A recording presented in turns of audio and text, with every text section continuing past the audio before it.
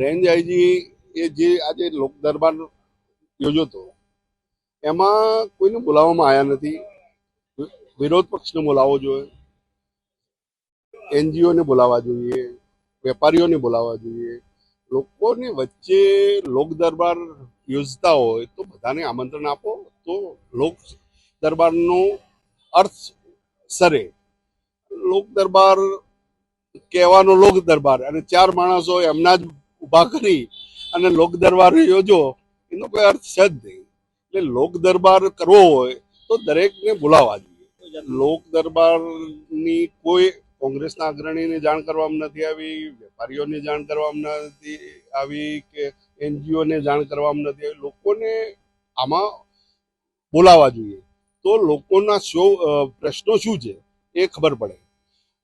અત્યારે ડ્રગ્સનો ને બધો કેટલો ઉપદ્રવ આ સિટીમાં પણ થઈ ગયો છે, તો આ બધા પ્રશ્નો કોણ રજૂ કરે? લોકો આવે જ નહીં તો એનો ઉકેલ આવવાનો જ નથી. એમના મળતિયા માણસોને બોલાવી અને લોક દરબારો યોજી લેવાનો, તો એનાથી તો કોઈ પબ્લિકનું કંઈ સારું થવાનું નથી. આજે રેન્જ કક્ષાનો વાર્ષિક ઇન્સ્પેક્શનના ભાગરૂપે મહેસાણા જિલ્લાનું વાર્ષિક ઇન્સ્પેક્શન કરવામાં આવી રહ્યું છે.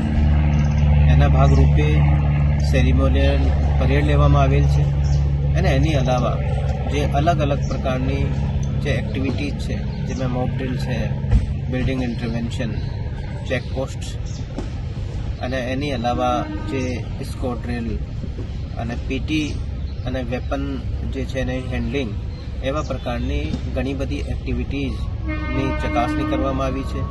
એની અલાવા ઘોડસવારીનું પણ પ્રદર્શન થયેલ છે અને પોલીસ દરબાર પણ લેવામાં આવેલ છે, જેમાં પોલીસની પણ કઈ રજૂઆતો હોય, કઈ સમસ્યા હોય તો એ પણ રેન્જના વડા તરીકે પૂછવામાં આવ્યો છે.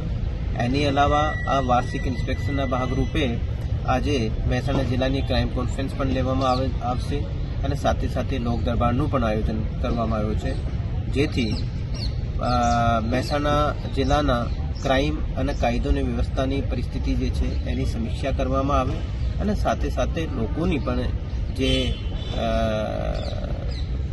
રજૂઆતો હોય અને જે પ્રકારની સમસ્યાઓ હોય જે ઘણા બધા લોકોને લાગતી હોય આનું પણ નિરાકરણ લાવવા માટેના પ્રયાસો કરવામાં આવશે.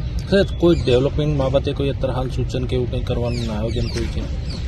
એમાં જે હોય છે કે પોલીસ સ્ટેશન લેવલ પર અને જે એક પોલીસની સ્કિલ્સ વધારવાની બાબત હોય, જે રીતે આપણે કહીએ કે સાયબર ક્રાઇમ જે છે આ બાબતે એક સાયબર અવેરનેસ પોલીસ સ્ટેશન લેવલે પણ અને જનતાને લેવલે પણ પબ્લિકના લેવલે પણ પોલીસ દ્વારા કરવામાં આવે એવી પ્રકારની સૂચના આપવામાં આવી છે.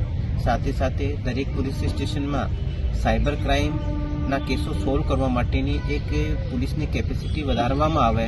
આ બાબતે દરેક પોલીસ સ્ટેશનના લેવલે ઓછામાં ઓછા 20થી 25 કર્મચારીઓ સાયબર રિલેટેડ ક્રાઇમને સોલ્વ કરવા માટે સ્કિલફુલ થાય આ બાબતે ટ્રેનિંગનું પણ આયોજન કરવા માટેની સૂચના.